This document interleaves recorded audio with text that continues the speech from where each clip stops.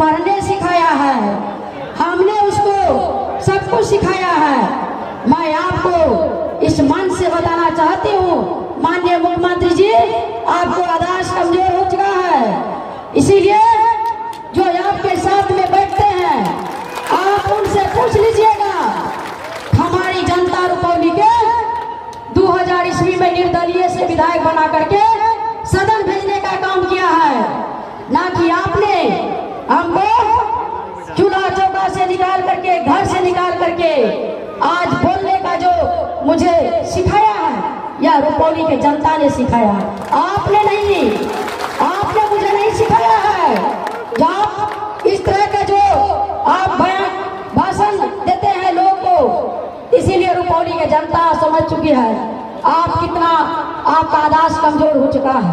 आप तो विकास की बात नहीं करते हैं, आपने बेरोजगारी की बात नहीं करते हैं, महंगाई की बात नहीं करते हैं, आज अग्निवीर में जो उसकी बात नहीं करते हैं, आप बीमा भारती के बारे में टिप्पणी करने का काम करते हैं। नेता ने कलम बांटते हैं, वह क्या करते हैं, थिरनट बांटने का काम करते हैं। आप क्या चाहते हैं कि जनता को, जो नौजवान है वह क्रिमिनल बने, यही संस्कार आपका है। बीमा भारती कभी डरी नहीं है, ना डरेगी, और डट कर मुकाबला करने का काम करेंगे, चाहे जनता के लिए जान भी देना पड़ेगा तब भी देंगे। आप आदरणीय पप्पू यादव जी, उन्होंने मुझे समर्थन दिया है, उनको दुख के घड़ी में उनको मैं दिल से आभार प्रकट करना चाहती हूँ।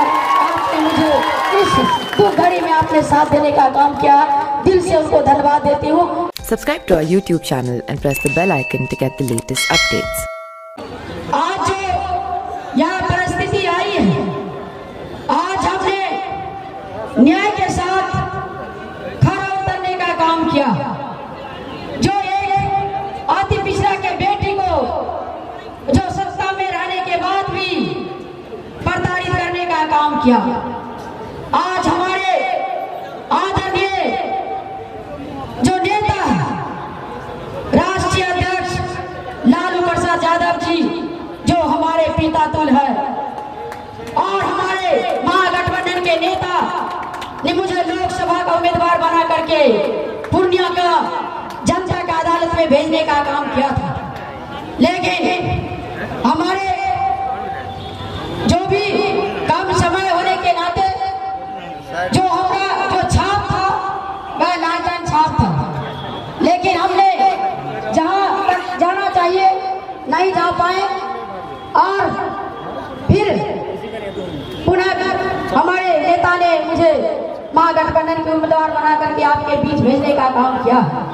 हमने लगातार 2000 ईस्वी से निर्दलीय से लेकर के अभी तक आपका सेवा करते आ रहे हैं, और हमारे जो बिहार के मुख्यमंत्री नीतीश कुमार जी ने जो यहाँ पर जनसभा में जो मेरा ही नाम ले लेकर के उन्होंने ताना मारने का काम किया, एक अति पिछड़ा के बेटी को जो प्रताड़ित करने का काम किया, अपमान करने का काम किया, उन्होंने मंच से कहा हमने बीमा भारती को बोलने सिखाया है, पढ़ने सिखाया है, हमने उसको सब कुछ सिखाया है।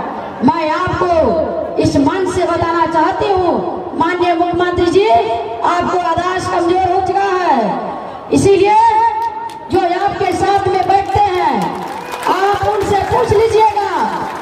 हमारी जनता रुपौली के 2000 ईस्वी में निर्दलीय से विधायक बना करके सदन भेजने का काम किया है, ना कि आपने हमको चूल्हा चौका से निकाल करके, घर से निकाल करके आज बोलने का जो मुझे सिखाया है, यह रुपौली के जनता ने सिखाया, आपने नहीं, आपने मुझे नहीं सिखाया है। जब इस तरह का जो आप भाषण देते हैं लोगों को, इसीलिए रुपौली के जनता समझ चुकी है आप कितना, आपका आदर्श कमजोर हो चुका है।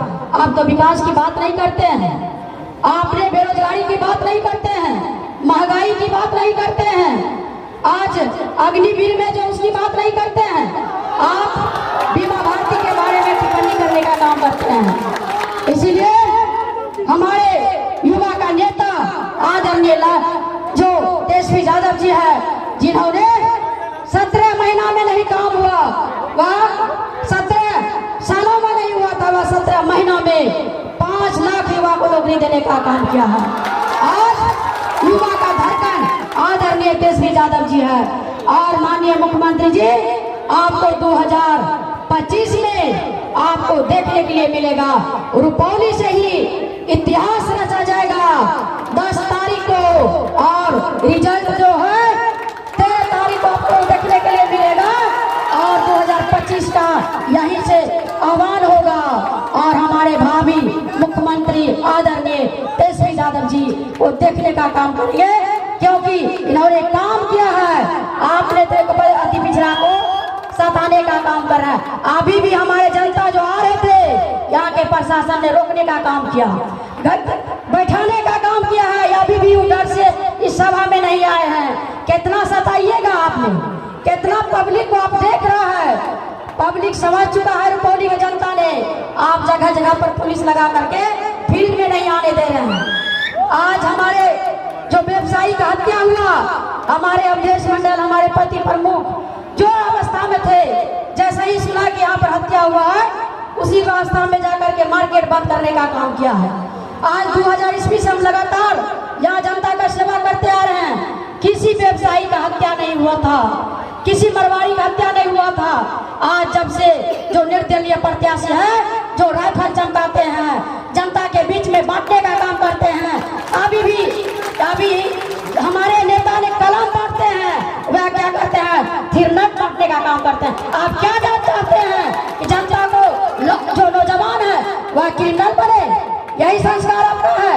आपने बरोबरी करते हैं यहाँ पर और नाम फंसाने का काम करते हैं। आज हमारे 18 साल का बेटा को बेवजह जेल भेजाने का काम किए, फिर हमारे आदरणीय हमारे जो पति है उसको फंसाने का काम किए, मर्डर में हमारे बेटा को फंसाने का काम किए हैं। आपको इस बार जो तानाशाही की आप सरकार है, एक एक जनता ने जवाब देने का काम करेंगे। हमने तो जनता का सेवा करते आ रहे हैं, हमने आपके बीच आए हैं। हम आपके कितना भी दुख सुख हो, हमारे 18 साल का बेटा का भी हत्या हुआ, लेकिन सबको दुख भुला करके आपका सेवा करने में हम सब हर समय रहते हैं। सभी दुख को भुला करके आपके बीच रहने का काम करते हैं। इसलिए मैं विशेष नहीं कहना चाहती हूँ, जिस तरह से उन्होंने प्रसार करने का काम कर रहा है।